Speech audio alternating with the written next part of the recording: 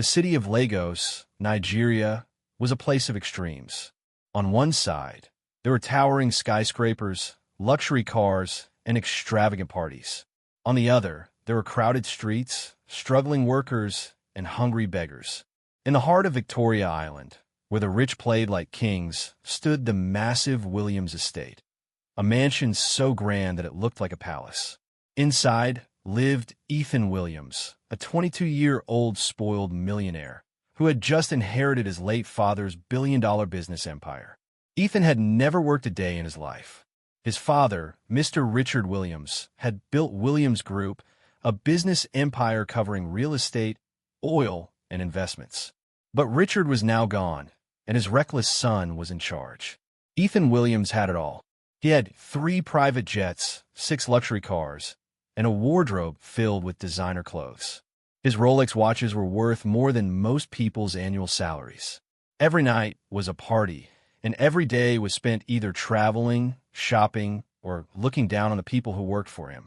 At the Williams mansion, over 30 staff members worked tirelessly to keep the house running. Ethan never appreciated them. To him, they were just servants, people beneath him. One morning, Ethan sat by his infinity pool, sipping expensive champagne. The sun reflected off his gold-rimmed sunglasses, and he scrolled through his phone, ignoring the dozens of missed calls from his company's board members. His assistant, Michael, a hard-working man in his 30s, approached cautiously.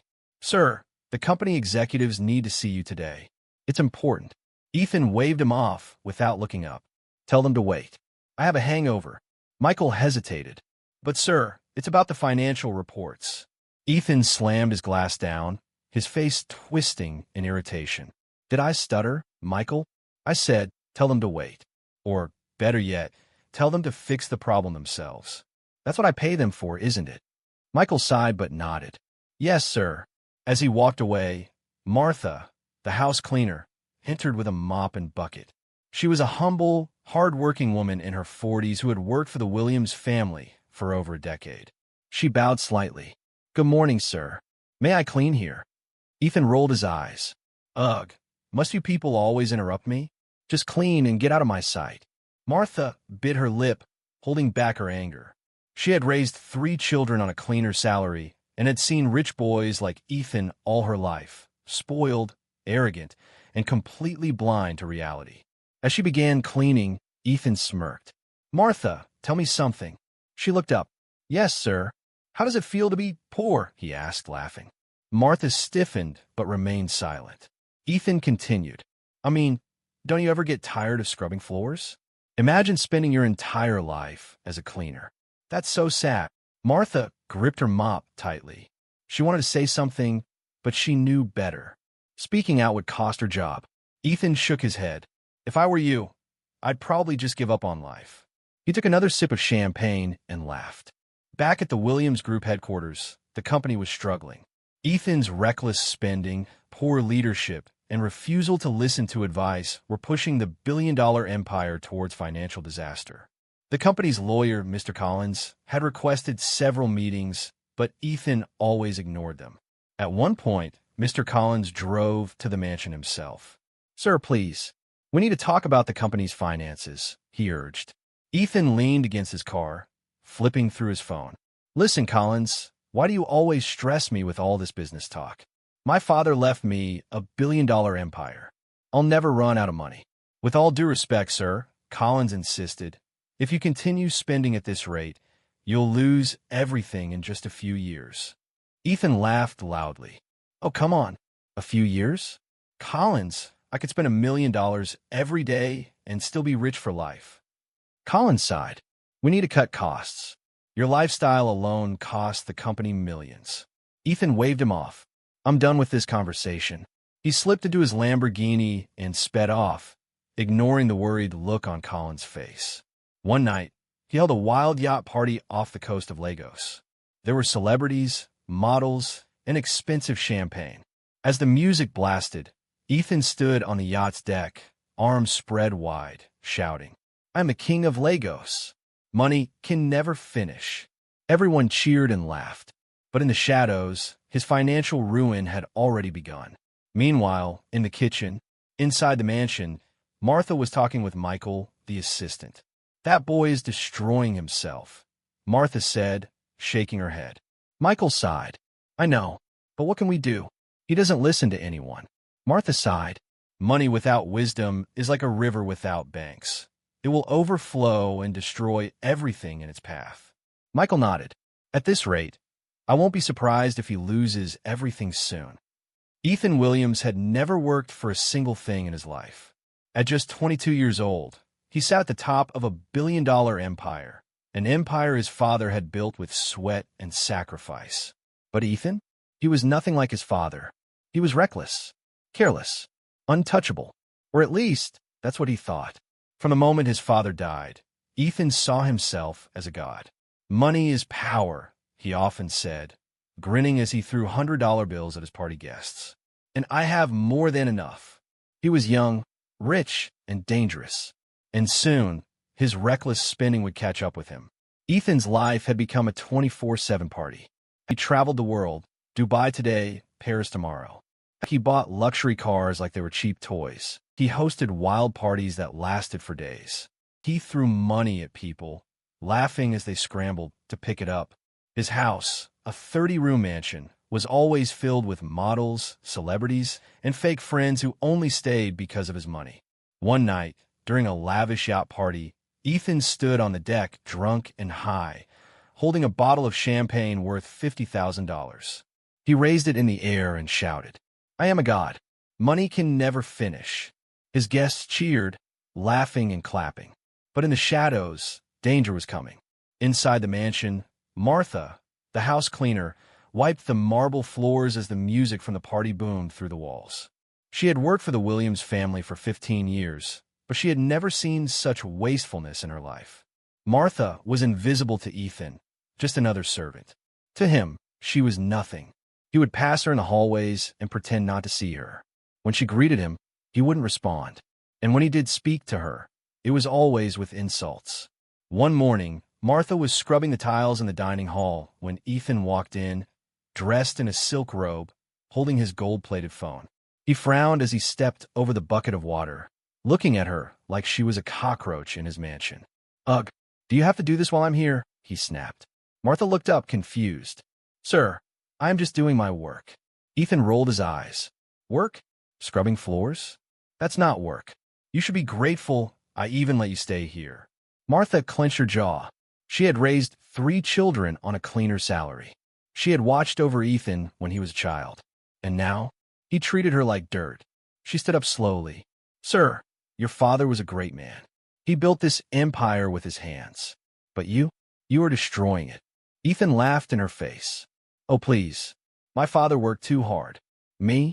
I just enjoy life." Martha shook her head. "One day, this money will finish." Ethan threw his head back and laughed harder. "Martha, you're funny. You think money can finish." She wiped her hands and said calmly, "I have seen rich men turn poor overnight." "Be careful, sir." Ethan waved her off. "Go back to scrubbing floors, Martha. That's all you're good for." Martha sighed and went back to work. But deep down, she knew his fall was coming. Ethan wasn't just reckless at home. He was destroying his father's business. At Williams Group, the company's financial reports were in crisis. His lawyer, Mr. Collins, had called several meetings, but Ethan never showed up. One afternoon, Collins stormed into the mansion, his face red with frustration. Ethan was lounging by the infinity pool, sipping a $5,000 cocktail. "Ethan, we need to talk. Now." Ethan sighed dramatically. "Ugh, Collins. Must you always ruin my mood?" Collins tossed a file onto the table. "Look at the numbers. Your reckless spending is killing the company." Ethan glanced at the papers and smirked. "Relax, Collins. We have billions. What's the worst that can happen?" Collins leaned in, his voice serious. "The worst? You'll go bankrupt, Ethan." Ethan burst into laughter. "Bankrupt? Me? Never." Collins shook his head. "Your father worked for 40 years to build this empire. You've wasted almost half of it in just 2 years." Ethan scoffed. "It's my money. I'll spend it however I want." Collins sighed, defeated. "Ethan, you need to stop." Ethan stood up, staring at Collins like a king staring at a disobedient servant. "Get out of my house, Collins. I don't need your advice." Collins picked up his briefcase, shook his head one last time, and left. The warnings kept coming. The company's senior board members pleaded with him. His father's old business partners tried to advise him. The financial experts showed him the numbers. But Ethan laughed in their faces. One day, an old business associate, Mr. Bennett, invited him to a private meeting. Bennett, a wise 60-year-old billionaire, poured Ethan a drink and said, "Ethan, listen to me. I knew your father well. He was disciplined, smart, hardworking. But you are burning your wealth like firewood." Ethan smirked, sipping his drink. "Old man, I appreciate the concern, but I don't need financial advice." Bennett leaned forward. "I've seen men richer than you lose everything because they thought they were invincible." Ethan chuckled. "I am invincible." Bennett sighed. "Money without wisdom is a curse. Be careful, boy." Ethan laughed again, finishing his drink. "I'll be fine, old man. I'm the king of Lagos." Bennett shook his head. "You won't be king forever." Chaos. His phone buzzed nonstop. His security guards were missing, and his personal assistant, Jason, was nowhere to be found. Something was wrong. He groggily reached for his gold-plated iPhone, checking his bank app out of habit. But instead of his usual billion-dollar balance, he saw a red notification. "Your account has been frozen. Contact your bank." Ethan sat up straight, blinking. What the hell? Just then, his lawyer, Mr. Collins, burst into his bedroom, his face pale. "Ethan, we have a serious problem." Ethan groaned, rubbing his temple. "Collins, it's too early for your nonsense." "What problem?" Collins threw a stack of documents onto the bed. "The government has frozen all your bank accounts due to unpaid taxes. You owe them millions." Ethan laughed, thinking it was a joke. "Come on, Collins. Just pay them off. How much do they want?" Collins clenched his jaw. "Ethan, this isn't something you can pay off. You've been dodging taxes for years. Now, they're taking everything." Ethan's smile faded. "Everything? What do you mean?" Collins sighed heavily. "Your mansion, your cars, your private jet. Everything you own is being seized as we speak." Ethan felt his stomach drop. "No, that can't be right." Just then, loud banging came from the front door. "Boom, boom, boom," a deep voice shouted. "This is the Federal Revenue Service. Open up." Ethan's blood ran cold. Ethan ran downstairs in his silk robe, his heart pounding. He yanked open the door, coming face to face with government officials, police officers, and debt collectors. One of the officers stepped forward, holding papers. "Mr. Ethan Williams, by order of the federal government, we are seizing all your assets due to outstanding debts and tax evasion." Ethan staggered back. "You can't do this. This is my house." The officer didn't flinch. Not anymore. Behind them, movers entered the mansion, carrying out expensive paintings, furniture, and designer items. Ethan watched in horror as his Lamborghinis and Rolls-Royces were towed away. "No, that's my car," he screamed. A man in a black suit turned to him. Not anymore. His gold-plated watches were boxed up. His private chef walked out with his knives. Even the grand piano he never played was being removed. Ethan fell to his knees. "No, no, no, no." Ethan pulled out his phone with shaking hands and called his best friend, Chris. It rang and rang, then went to voicemail. He tried James. No answer. He called Natalie, his party-loving girlfriend. She picked up. "Ethan," she said, sounding confused. "Babe, you won't believe this. They're taking everything. I need a place to stay." Click. She hung up. Ethan stared at his phone, shocked. "Hello, Natalie." He called her again. Blocked. He called Chris again. Blocked. Every single person he once called a friend was gone. Amidst the chaos, Martha, the house cleaner, stood by the entrance, watching silently. For years, Ethan had treated her like nothing. But now, he was the one being thrown away like trash. Ethan saw her and ran to her, desperate. "Martha, you've always been here. Please tell them to stop. You know I'm a good man." Martha simply stared at him. "A good man?" she whispered. Ethan swallowed hard. I made some mistakes, okay? But you've worked for my family for years. You can't leave me now." Martha shook her head. Your father was a great man. But you? You were cruel. She untied her apron and placed it gently on the ground. I quit. Ethan froze. Martha, please. She turned and walked away, leaving him alone. A security officer approached him. Sir, you need to leave the premises. This is no longer your house. Ethan shook his head. No, no, no. I live here. The officer grabbed his arm. Not anymore. Before he could react, two guards dragged him out of the mansion and threw him onto the street. The massive iron gates closed behind him. Ethan stumbled to his feet, his silk robe fluttering in the wind. The mansion, the empire he once ruled, was now gone. And for the first time in his life, Ethan Williams had nothing. He walked down the street, barefoot, confused and lost.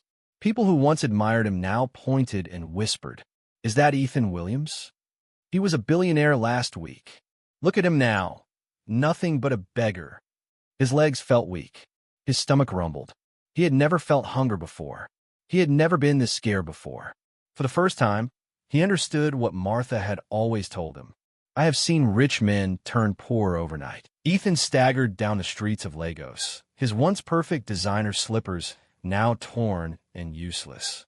His feet ached. His stomach growled. His once groomed hair was now tangled and dirty.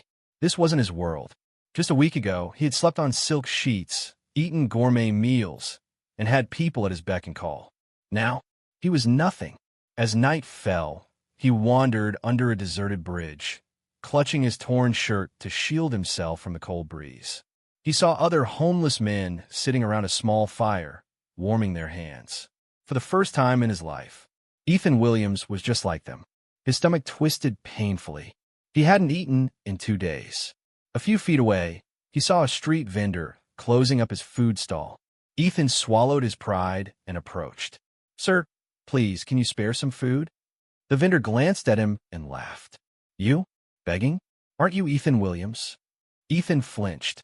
Please, I just need something to eat. The man scoffed. You threw money around like water. Now you're here begging? Life is funny. He tossed a half-eaten piece of bread at Ethan. That's all you get. Ethan grabbed it without shame and devoured it. He never imagined this would be his life. Days passed. Ethan became one with the streets. His body was covered in dirt, his once perfect nails black with filth. Then, one afternoon, as he dragged himself through a busy marketplace, he saw her. Martha. She was dressed in a neat uniform, carrying a tray of food inside a small restaurant. Ethan froze. She looked happy. The woman he once bullied, the cleaner he called worthless, now had a stable job. And him? He was hiding in a corner, starving. Shame filled his chest. He wanted to run. But hunger was stronger than shame. Ethan stood outside the restaurant, watching people enjoy their meals. He hesitated. Would she even look at him? Would she laugh at him the way he once laughed at her? But his stomach growled again, reminding him that he had no choice. Taking a deep breath, he stepped inside. Martha was wiping a table when she heard a weak voice. Martha! She turned around, and her breath caught. The man standing before her was unrecognizable. Ethan, but not the arrogant, untouchable Ethan. This Ethan was broken. His eyes were sunken, his clothes filthy, and his hands shaking. For a moment, they just stared at each other. Then Ethan dropped his gaze. I need help. His voice was barely above a whisper. Martha folded her arms. Help! Ethan swallowed hard. I haven't eaten in days. The restaurant fell silent. Customers looked up, recognizing him. Isn't that Ethan Williams? The billionaire's son? What happened to him? Martha took a deep breath. You treated me like garbage, Ethan. You insulted me, humiliated me. And now you want my help? Ethan clenched his fists. I was wrong. I know that now. Martha studied him for a long moment. Then, without a word, she walked to the kitchen and returned with a plate of steaming rice and chicken. She placed it in front of him. Eat. Ethan's lips trembled. Martha, just eat. He didn't wait another second. He grabbed the food with his hands and ate like a man who hadn't seen food in weeks. Martha watched in silence. And for the first time, Ethan cried. Ethan sat at the small wooden table in Martha's tiny apartment. It was nothing compared to the grand mansion he once owned. But tonight, This place felt warmer than any palace. Martha placed a bowl of steaming porridge in front of him. Ethan hesitated. "Why are you helping me?" Martha pulled out a chair and sat across from him. "Because I know what it feels like to have nothing." Ethan stared at her. "But I treated you horribly." Martha sighed. "Yes, you did. And I could let you starve, let you suffer like you made me suffer. But what would that make me? The same as you." Ethan lowered his head. She was better than him. As he ate, Martha spoke. "You once had everything, but respected nothing. Now, you have nothing, but if you learn, you can rebuild." Ethan swallowed hard. "Rebuild? I have nothing left." Martha leaned forward. "You have nothing, but you're still alive. That means you have a second chance." Ethan's eyes burned. "But I don't know how to start over. I never built anything in my life." Martha smiled softly. "Then it's time to learn." Later that night, Ethan lay on Martha's small couch, staring at the ceiling. His mind replayed everything. How he ignored his father's teachings. How he laughed at Mr. Collins when he warned him about reckless spending. How he fired loyal employees over small mistakes. How he treated Martha like dirt. "I was a fool," he whispered. For the first time in his life, Ethan accepted the truth. Money had made him feel like a god. Now, without it, he was nothing. The next morning, as Ethan stepped outside to breathe in the fresh air, he caught sight of himself in a store window. His reflection stopped him in his tracks. The man staring back at him was not the Ethan Williams he once knew. Gone was the confident, arrogant young millionaire. In his place stood a broken man, dirty, hungry, and lost. His lips parted, and for the first time, he admitted his reality. "I was once a king, now I am nothing." Ethan turned away from the glass, his heart heavy. But for the first time, he wasn't just drowning in regret. Martha's words echoed in his mind. "You have nothing, but you're still alive. That means you have a second chance." He was still breathing, and maybe, just maybe, this wasn't the end. It was just the beginning.